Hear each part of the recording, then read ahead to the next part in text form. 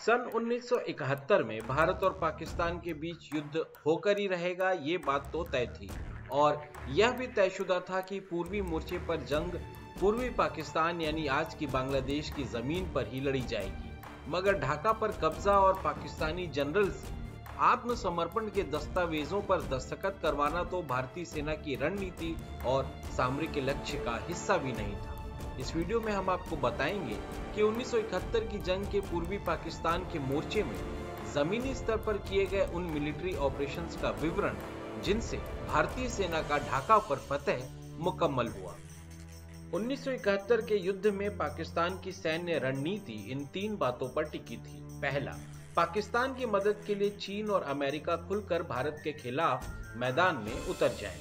दूसरा, पश्चिमी मोर्चे पर यानी कश्मीर से लेकर गुजरात तक के मोर्चे पर पाकिस्तान भारत के इतने बड़े हिस्से पर कब्जा कर ले कि भारत युद्ध विराम के लिए मजबूर हो जाए और पश्चिमी मोर्चे पर हारे इलाके को वापस लेने के लिए भारतीय सेना को पूर्वी पाकिस्तान से पीछे हटना पड़े। और तीसरा, पूर्वी पाकिस्तान में युद्ध को इतना लंबा खींचा जाए कि भारतीय सेना और मुक्ति वाहिनी कोई महत्वपूर्ण जीत हासिल कर ही न सके और फिर संयुक्त राष्ट्र और अमेरिका के हस्तक्षेप से पाकिस्तान अपनी मनमानी वाली शर्तों पर युद्ध विराम करवा सके, जिससे पूर्वी पाकिस्तान की आजादी की मांग को टाला जा सके या फिर पूर्वी पाकिस्तान के एक बड़े हिस्से पर पाकिस्तान का ही कब्जा रहे। पाकिस्तान की पहली 2 चालें तो बुरी तरह नाकाम रही। न ही चीन और न ही अमेरिका पाकिस्तान की कोई खास मदद कर सका और पश्चिमी मोर्चे पर पाकिस्तान की ऐसी धुलाई हुई कि पाकिस्तान पश्चिमी मोर्चे पर भी एक बड़ा हिस्सा गंवा बैठा। मगर पाकिस्तान ने भारतीय सेना और मुक्ति वाहिनी के बढ़ते कदमों को पूर्वी पाकिस्तान में लगभग रोक ही दिया था। बांग्लादेश की प्राकृतिक संरचना भी भारतीय सेना के लिए एक बहुत बड़ी चुनौती थी। मेघना, पद्मा, मधुमती और ब्रह्मपुत्र जैसी बड़ी नदियों के अलावा सैकड़ों छोटी छोटी नदी नालों ने बांग्लादेश को 4 हिस्सों में बांट रखा था और भारतीय सेना बिन इन नदियों को पार किए ढाका तक पहुंच नहीं सकती थी। पूरे पूर्वी पाकिस्तान में सामरिक रूप से महत्वपूर्ण हर जगह पर पाक फौज की मौजूदगी थी। बांग्लादेश की आजादी के लिए प्रतिबद्ध भारतीय सेना चारों तरफ से पूर्वी पाकिस्तान में आगे बढ़ी, मगर लगभग हर जगह भारत के बढ़ते कदमों को पाकिस्तानी सेना ने रोक ही दिया। उत्तर पश्चिम में भारतीय सेना ने अपना अभियान सिलीगुड़ी से शुरू किया, मगर चिकन स्नैक के उस पार चीन की सीमा होने से भारत इस मोर्चे पर बहुत ज्यादा महत्वाकांक्षी नहीं हो सकता था। भारत का एक बहुत बड़ा सैन्य बल चीन की सीमा पर मुस्तैद रहा ताकि चीन किसी भी हालत में इस युद्ध में कोई भी हस्तक्षेप न कर पाए। फिर भी भारतीय सेना ने हिली और बोगरा तक का पूर्वी पाकिस्तान का हिस्सा आजाद करा लिया। बोगरा, जो पाकिस्तानी सेना का एक महत्वपूर्ण लॉजिस्टिक्स हब था, वहां तो अर्बन वॉरफेयर में भारत और पाकिस्तान की सेनाएं शहर की हर गली में एक दूसरे से भिड़ती रही। फिर भी एक घमासान युद्ध के बाद बोगरा पर भारत का कब्जा हो ही गया, मगर इस मोर्चे पर भारत की सेना और आगे न बढ़ सकी। पूर्वी पाकिस्तान और भारत की दक्षिण पश्चिम सीमा से ढाका तक की दूरी सबसे कम थी और इसी मोर्चे पर ही पाकिस्तान ने सबसे ज्यादा सैन्य बल तैनात करके रखा था। पाकिस्तान ने इस मोर्चे पर भारत को कई दिन तक उलझा कर भी रखा और भारतीय सेना युद्ध विराम होने तक जैसोर, कुश्तिया, फरीदपुर और मगुरा तक का ही इलाका पाकिस्तानी सेना से स्वाधीन करवा पाई। सुदूर उत्तर में भी 16 दिसंबर को पाकिस्तानी आत्मसमर्पण तक भारतीय सेना सिलहट तक ही पहुंच पाई थी। भारतीय सेना दिलेरी से हर मोर्चे पर पाकिस्तानियों के छक्के छुड़ा रही थी, मगर भारत के द्वारा पूर्वी मोर्चे पर तैनात 3 मिलिट्री कोर के विशालकाय फॉर्मेशंस भी लगभग हर मोर्चे पर कहीं न कहीं जाकर थम गए और ढाका पर सेंध लगाकर सबसे पहले विजय पताका लहराने का श्रेय मुख्यतः गया भारतीय सेना की संख्या बल में सबसे छोटी मिलिट्री फॉर्मेशन 101 कम्युनिकेशन जोन को, जिसकी 1971 की जंग से पहले प्राथमिक जिम्मेदारी थी उत्तर पूर्वी राज्यों में लॉजिस्टिक संबंधी सपोर्ट देना ताकि चीनी सेना के किसी भी आक्रामक कदम का मुकाबला किया जा सके। मगर 1971 की लड़ाई में 101 कम्युनिकेशन जोन के जवानों ने जिस तरह से भारत की सीमा से ढाका तक का सफर तय किया, उसके बारे में सुनकर किसी भी भारतीय का सीना गर्व से चौड़ा हो जाएगा। दरअसल 1971 की भारत पाकिस्तान की जंग तो आधिकारिक तौर पर 3 दिसंबर 1971 को शुरू हुई, मगर भारतीय सेना मुक्ति वाहिनी के स्वतंत्रता सेनानियों के साथ पूर्वी पाकिस्तान के बड़े हिस्से पर 3 दिसंबर 1971 के ठीक पहले ही काबिज हो चुकी थी, जैसे गरीपुर, कमालपुर और अखौरा। जंग के शुरुआती दिनों में भारतीय सेना को पाकिस्तानी सेना से काफी प्रतिरोध का सामना करना पड़ा, मगर खराब लीडरशिप, प्लानिंग और जज्बे के अभाव में पाकिस्तानी कुछ दिनों की जंग के बाद ही मैदान छोड़कर पीठ दिखाकर भागने लगे। उनके हाई कमान का भी यह निर्देश था कि भारत का पलड़ा भारी होने की स्थिति में वो मोर्चे से पीछे हटकर पुनः संगठित होने का प्रयास करें। इस तरह की रणनीति के कारण आम पाकिस्तानी सैनिकों का मनोबल तो पहले ही टूट चुका था। पाकिस्तानी सेना के पास गोला बारूद की भी काफी कमी थी। मिसाल के तौर पर आशुगंज रेलवे स्टेशन पर कब्जे के लिए भारत और पाकिस्तान की सेना के बीच काफी दिन तक जोरदार लड़ाई होती रही और भारतीय सेना के रास्ते में चंद पाकिस्तानी टैंक खड़े हो गए। भारतीय सेना की टुकड़ी उनके रहमो करम पर थी। इन टैंकों से फायरिंग होते ही भारतीय सेना की मोर्चाबंदी ही नहीं टूट जाती, बल्कि कई भारतीय जवान भी शहीद हो जाते, मगर पाकिस्तानी टैंक्स ने भारतीय सेना पर कोई फायरिंग ही नहीं की। बाद में इस मोर्चे पर जीत के बाद भारतीय सेना को यह पता चला कि पाकिस्तानी टैंक्स के पास न तो गोला बारूद था और न ही स्पेयर पार्ट्स। धीरे धीरे इस मोर्चे पर पाकिस्तानियों के पांव उखड़ते चले गए और भारतीय सेना ने सामरिक रूप से महत्वपूर्ण अखौरा, आशुगंज, कोमिला और ब्राह्मणबेरिया पर 8 दिसंबर तक कब्जा कर लिया। इस दौरान भारतीय सेना की हालत भी बहुत नाजुक थी। अलग अलग जगहों पर फैले मोर्चों पर समन्वय की कमी थी और सप्लाई चेन और लॉजिस्टिक्स की भी बहुत बड़ी समस्या थी। भारतीय सैनिक 2-3 दिन तक भूखे पेट ही दुश्मन से लड़ते रहे। गोला बारूद की उपलब्धता भी उससे बड़ी चुनौती थी। भारतीय सेना के जवान बांस से बने स्ट्रेचर पर दलदल और कीचड़ के बीच सैकड़ों किलो भारी रिकॉइललेस गन पैदल लड़ाई के मोर्चे पर पहुंचा रहे थे। अगर इस दौरान एक भी पाकिस्तानी रेजिमेंट या बटालियन मैदान छोड़कर भागने की बजाय मोर्चे पर डट जाती तो इस युद्ध का परिणाम और आगे आने वाला इतिहास कुछ और ही होता।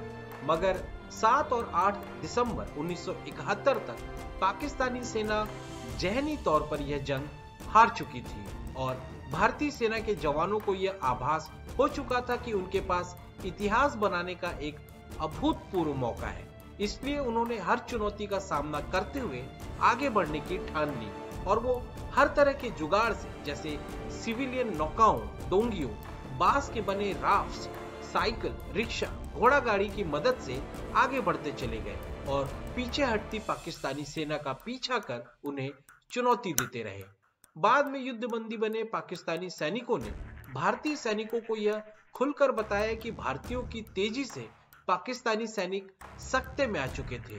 भारतीय सेना हमेशा ही पीछे हटती पाकिस्तानी सेना से कुछ ही मिनट पीछे रही। कोमिला और ब्राह्मणबेरिया पर भारतीय सेना के कब्जे के बाद 4 कोर के commander lieutenant general Sagat Singh के पास 2 विकल्प थे। या तो वो सैन्य बल का पूरा जोर चिटगांव की तरफ लगा देते या फिर ढाका की ओर कूच कर जाते। हाई कमान के विरोध के बावजूद सगत सिंह ने भारतीय सेना के इतिहास का सबसे बड़ा दांव खेलने का फैसला किया और ढाका फतह करने का निश्चय किया।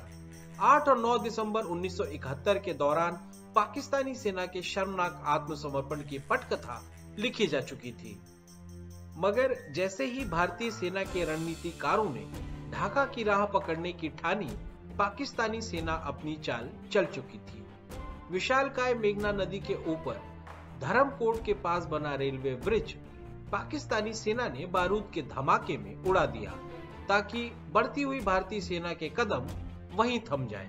वक्त बीतता जा रहा था। जल्द ही अमेरिका, चीन और संयुक्त राष्ट्र के दबाव में पूर्वी पाकिस्तान में युद्ध विराम लागू हो सकता था। ऐसे में सगत सिंह ने मेघना नदी के ऊपर भारतीय सैनिकों को हेली ड्रॉप करने के दुस्साहसी मिशन के अमल का फैसला किया। अगले 36 घंटों में 409 सॉर्टीज में लगभग 5000 भारतीय सैनिक 51 टन गोला बारूद और रसद सामग्री के साथ आशुगंज, ब्राह्मणबेरिया और भैरव बाजार में तैनात पाकिस्तानी सेना की पोजीशंस को बाईपास करते हुए मेघना के पश्चिमी किनारे में रायपुरा में Mi-4 हेलीकॉप्टर के जरिए लैंड कर गए। शुरुआती हेली ड्रॉप तो मध्य रात्रि के घुप अंधेरे में किए गए। अधिकतम 12 की सवारी क्षमता वाले हेलीकॉप्टर्स में 15 से 23 सैनिक और मुक्ति बाहिनी के लड़ाके सवार थे। हर हेलीकॉप्टर के पास सिर्फ 20 सेकंड्स का ही समय था सारे जवानों को अनलोड करने के लिए। इससे अधिक देरी होने पर पीछे से आ रहे हेलीकॉप्टर से भिड़ंत भी हो सकती थी। ऐसे चुनौती भरे ऑपरेशन के पहले कुछ घंटों में रायपुरा में बहुत कम संख्या में भारतीय जवान मौजूद थे, मगर पाकिस्तानी सेना उन सैनिकों को चुनौती देने की बजाय असमंजस में ही अपनी ही चौकियों में बैठी रह गई। चंद हवाई फायरिंग के अलावा पाकिस्तानी फौज ने भारत के इस हेली ड्रॉप ऑपरेशन का कोई प्रतिरोध नहीं किया, बल्कि भारतीय सेना के इस दिलेरी भरे ऑपरेशन से आसपास के गांवों के लोगों का दिल जोश से भर गया। वो सैकड़ों की तादाद में मेघना नदी के किनारे पहुंचकर जय बांग्ला, जय हिंदुस्तान, जय इंदिरा गांधी के जोरदार नारों के साथ भारतीय सैनिकों का स्वागत और उनकी मदद करने लगे। मेघना नदी के ऊपर किए गए इस ऑपरेशन का, जिसका code name operation cactus lily था, ऐसा असर रहा कि मनोवैज्ञानिक रूप से पाकिस्तानियों ने हार ही मान ली। पाकिस्तानी तानाशाह याह्या खान ने भी पूर्वी पाकिस्तान के कमांडर जनरल नियाजी को आत्मसमर्पण करने की सलाह देकर पल्ला झाड़ लिया। जनरल नियाजी युद्ध शुरू होने के पहले पूर्वी पाकिस्तान की नस्ल बदलने की बात कर रहे थे, लेकिन अब उनका मेंटल ब्रेकडाउन हो चुका था। वो ढाका की मोर्चाबंदी करने की बजाय बंद कमरे में फूट फूट कर रोते थे। उनकी ढाका की प्रतिरक्षा की रणनीति थी कि लगातार पीछे हटती हुई पाकिस्तानी फौज ढाका की हिफाजत के लिए 3 स्तर का रक्षात्मक घेरा बनाएगी। मगर अब तो ऐसे हालात थे कि भारतीय सेना ने पीछे भागती पाकिस्तानी सेना को ही पछाड़ दिया था। अब ढाका की रेस में भारत की सेना आगे थी और पाकिस्तानी पीछे। आगे बढ़ती भारतीय फौज के हाथ लगातार पाकिस्तानी फौज का ही गोला बारूद लगता जा रहा था और भारतीय फौज पाकिस्तानी गोला बारूद का इस्तेमाल पाकिस्तानी सेना के ही खिलाफ कर रही थी।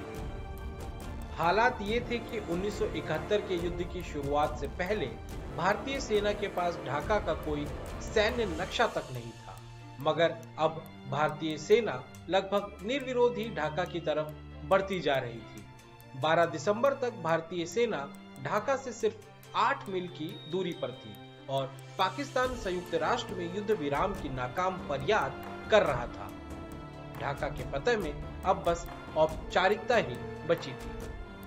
13 दिसंबर याह्या खान ने सार्वजनिक तौर पर युद्ध विराम की इच्छा जाहिर कर दी।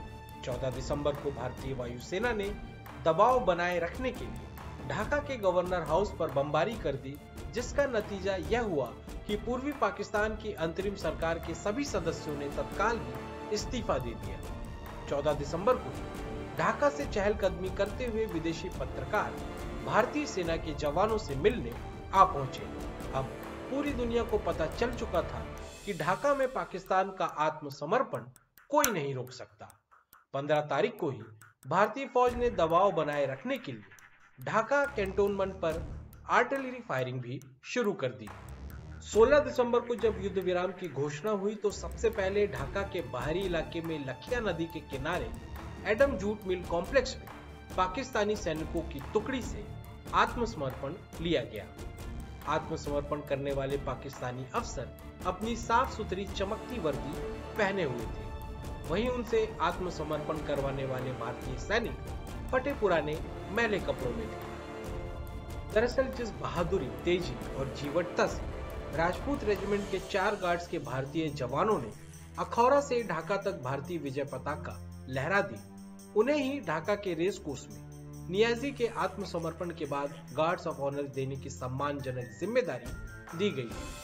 मगर अंत में पाकिस्तानी आत्मसमर्पण के बाद गार्ड्स ऑफ ऑनर देने की जिम्मेदारी भी पाकिस्तानी सेना के ही हिस्से में आई, क्योंकि जीत के जुनून में ये भारतीय जवान अपनी साफ सुथरी वर्दी भारत में ही छोड़ आए थे। काला कबूतर चैनल सब्सक्राइब करें ताकि समसामयिक विषयों, विचार मंथन योग्य मुद्दों और रोचक तथ्यों पर बने हमारे वीडियोस आप तक पहुंचे जल्द से जल्द।